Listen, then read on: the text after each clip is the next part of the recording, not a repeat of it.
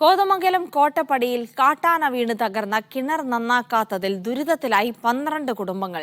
ദുരന്ത നിവാരണ അതോറിറ്റി കിണർ നന്നാക്കാൻ തുക അനുവദിച്ചിരുന്നെങ്കിലും അധികൃതർ ഇതുവരെ നിർമ്മാണ പ്രവൃത്തികൾ തുടങ്ങിയിട്ടില്ല.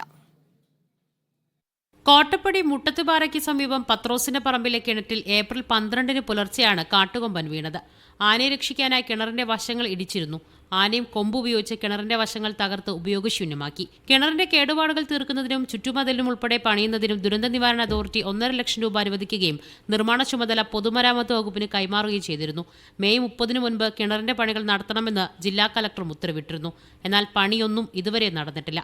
പഞ്ചായത്ത് പ്രസിഡന്റ് MLA വരെ പറഞ്ഞേക്കണത്. എന്നിട്ടാണ് കളക്ടർ ഓർഡർ ഇട്ടാണ് 30-നും ഇത് ശരിയാക്കി തന്നെന്നും പറഞ്ഞു.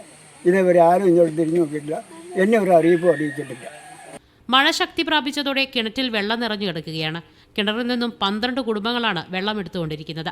കിണർ ഉപയോഗശൂന്യമായതോടെ പ്രദേശവാസികൾ പൈപ്പ് വെള്ളത്തെയാണിപ്പോൾ ആശ്രയിക്കുന്നത്. മീഡിയ 1 കൊച്ചി.